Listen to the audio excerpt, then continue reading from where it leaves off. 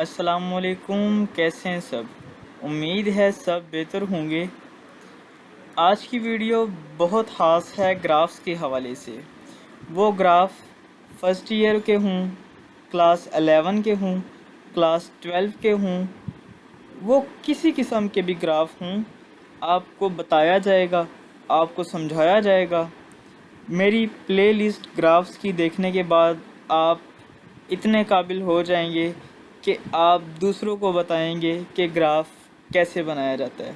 Welcome to physics practicals lab.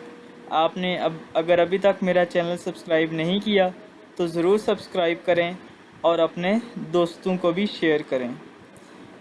मेरे पास एक ये फ़ाइल है जिसमें मैंने 2026 में जो प्रैक्टिकल हुए हैं वो सारे डिस्कस किए हैं। आप चाहते हैं कि आप देखें कि कौन कौन से ग्रुप में कौन कौन से ग्राफ आएँ, तो आप मेरे चैनल को विज़िट कर सकते हैं। हम ये देखें तो ग्रुप नंबर 2 से शुरू हुआ और ग्रुप नंबर 16 तक हम बात करेंगे। मैं अभी इन सवालात को डिस्कस नहीं करूँगा। मेरा मेन मकसद इस ग्राफ का होगा कि आपको ग्राफ कैसे बताए जाएं और क्या टिप्स एंड ट्रिक्स हैं जो आप अपनाएं तो आपको पता चल जाएगा कि ग्राफ कैसे बनाने हैं। आगाज़ करते हैं। ग्रुप नंबर 2 का देखें तो क्वेश्चन नंबर 7 होता है। इसका हमने क्वेश्चन नंबर 7 ये ग्राफ के रिलेटेड होता है और 2 ग्राफ आए होते हैं। इन दोनों में से हमने एक ग्राफ करना होता है। सबसे पहले तो हम सिलेक्ट करते हैं कि हमने वाई एक्सिस में कौन सी लेनी है वैल्यू और एक्स एक्सिस में कौन सी लेनी है। एक ट्रिक ये है, कोई हार्ड एंड फास्ट रूल नहीं है, लेकिन ज़्यादातर 90% ये देखा गया है कि ये जो पहले वाली होती है वैल्यू 1/d², जिस तरह लिखा हुआ है यहाँ पे, ये एक्स एक्सिस पे आती है और जो दूसरी लाइन में लिखी होती है वैल्यूज़ वो वाई एक्सिस पे आती हैं।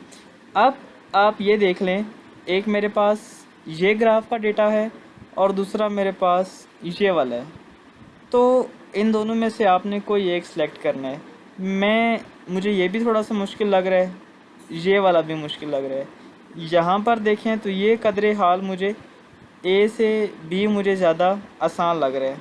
इसमें देखें तो फोर्स है और एक्स है।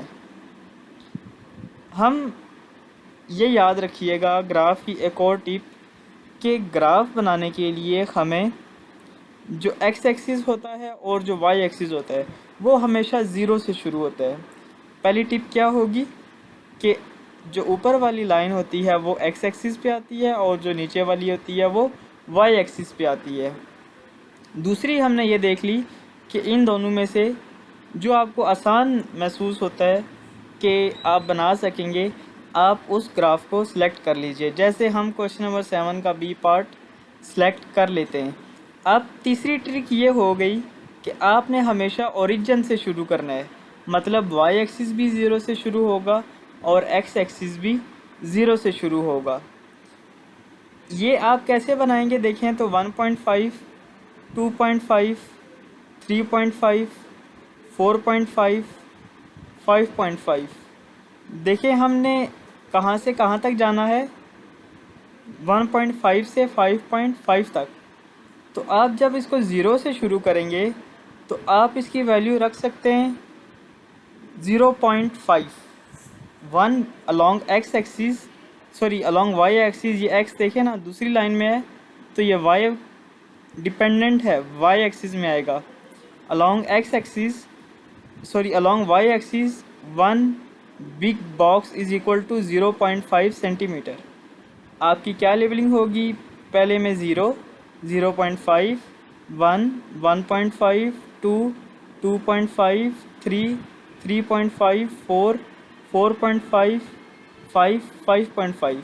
अगर आप इस तरह स्केल लेते हैं तो इस तरह आपको डब्बे जो बिग बॉक्स हैं उनकी ज़्यादा ज़रूरत पड़ेगी।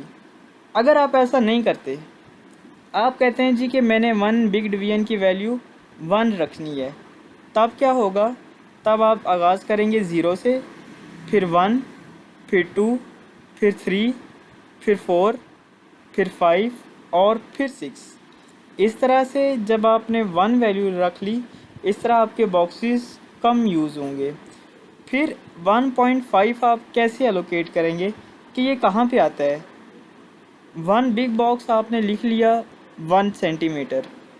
इसी तरह से जो 1 स्मॉल डिवीजन है, 1 स्मॉल बॉक्स है, वो कैसे आप निकालेंगे 1 divided by 10 which is equal to 0.1। इसका मतलब आपको 1.5 तलाश करने के लिए जो बिग बॉक्स है जहाँ पे 1 लिखा है वो देखेंगे, और 2 इनके दरमियान वाला जो पॉइंट होगा वो 1.5 होगा। आपको ये मैं इतना ज़्यादा डिस्क्राइब इसलिए कर रहा हूँ ताकि आपको पता चले कि कैसे ग्राफ बनाते हैं, और इसके बाद मैं आपको ये दिखाऊंगा कि कौन कौन से ग्राफ इस बार 2026 के एग्ज़ाम में पूछे गए हैं। ये तो जनाब मैंने बता दिया x सेंटीमीटर में। अब f देखें तो क्या है, फोर्स डाइंस में है 5 मल्टीप्लाई बाई 10⁻³ इसका आसान है। x एक्सिस पे क्या आएगा, along x axis 1 big box is equal to 5 multiply by 10⁻³ यानी कि पहले 0 फिर 5 अगला बॉक्स 10 फिर 15 और फिर 20 और फिर इस तरह 25। तो आप इस तरह स्केल लेके ग्राफ बना सकते हैं। तो उम्मीद है कि आपको जो मैंने चीज़ें बताई हैं ये समझ आ गई होगी, और अगर आपको कोई कन्फ्यूजन है तो मेरी पूरी प्लेलिस्ट है, वहाँ से भी आप ये चीज़ें कंफर्म कर सकते हैं। ये देखिए, तो मैंने आपको समझाया ग्रुप नंबर 2 का। अब जो बाकी हैं बाकी भी मैं आपको दिखा देता हूँ। इसके बाद ग्रुप नंबर 3, ग्रुप नंबर 3 में देखें तो ये 2 ग्राफ पूछे गए थे, ये तो बहुत आसान थे। इसमें देखें तो 1 का फ़र्क है, इसमें देखें तो 9.8 का फ़र्क है, ये बहुत आसान है। इसके बाद सेकंड वाला देखें तो ये भी आसान है, आपकी मर्ज़ी है, आप ये भी बना सकते हैं, आप ये वाला भी बना सकते हैं, अब आप की अपनी चॉइस है।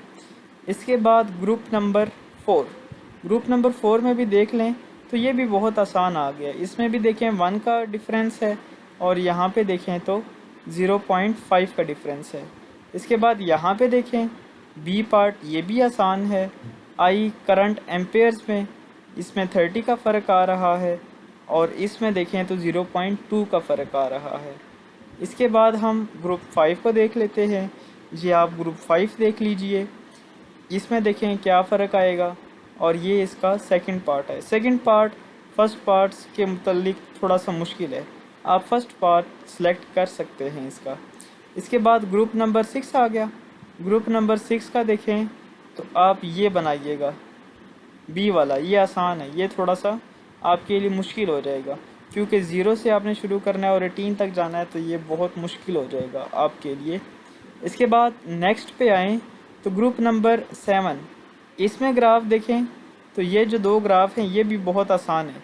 आप एक्सेलरेशन और फोर्स इसके दरमियान बना लें, आप पॉइंट्स वाले को बेशक ना चूज़ कीजिए। इसमें देखें तो 10 का फ़र्क है और इसमें देखें तो 5 का फ़र्क है। इसके बाद हम नेक्स्ट आते हैं ग्रुप नंबर 8। ग्रुप नंबर 8 में देखें तो एल और आर इन दोनों के दरमियान हमने ग्राफ बनाना है। आप ये वाला बना लीजिए, कैपेसिटेंस माइक्रोफैरड में और करंट मिली एम्पेयर में।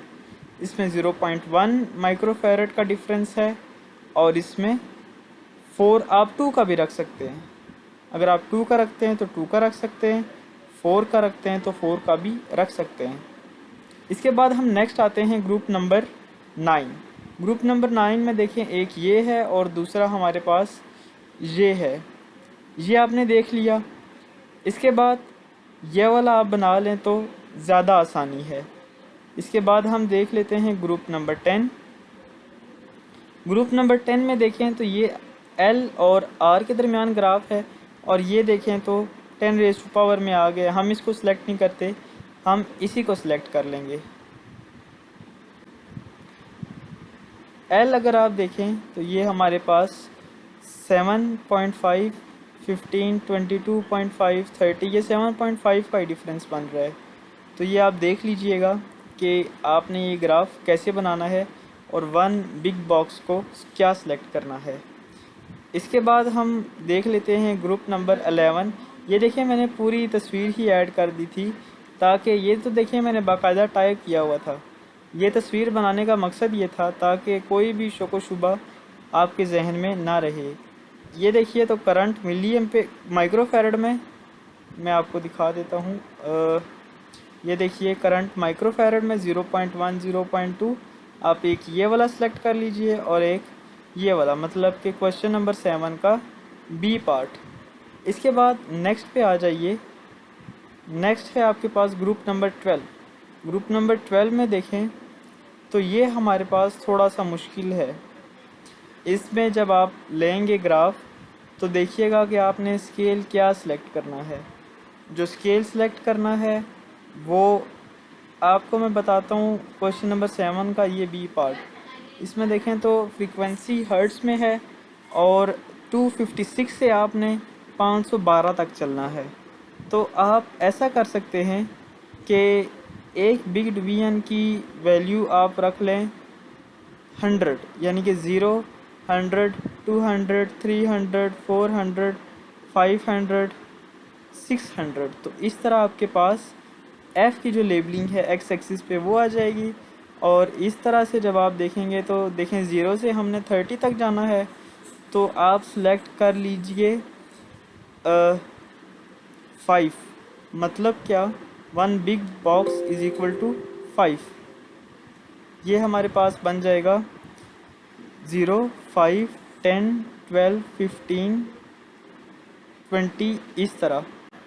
इसके बाद नेक्स्ट पे आ जाएं अगर तो ग्रुप नंबर देखें 13 मैंने इसमें ऐड नहीं किया था क्योंकि 13 और 14 सारे एक जैसे आ गए थे। इसमें आप इसके दरमियान ग्राफ बना लें। क्वेश्चन नंबर 7 का बी पार्ट सेलेक्ट कर लें। करंट माइक्रोफैरड में और कैपेसिटेंस माइक्रोफैरड में और करंट मिली एम्पेयर में। ये देखें तो 4, 6, 8, 10, 12। इसमें आपने जो 1 बिग बॉक्स की वैल्यू सेलेक्ट करनी है वो 2 रखनी है, यानी कि 0, 2, 4, 6, 8, 10, 12। और इसमें देखें तो आप 5 सेलेक्ट कर लीजिएगा, मतलब कि 0, 5, 10, 15, 20, 25, 30। इसके बाद नेक्स्ट पे आएँ तो ग्रुप नंबर 15 है। 15 में देखें तो ये आप 7 का ए पार्ट करेंगे, which is equal to 50, 100, 150, 200, 250। 1 big box is equal to 50, तो यानी कि 0, 50, 100, 150, 200 और 250।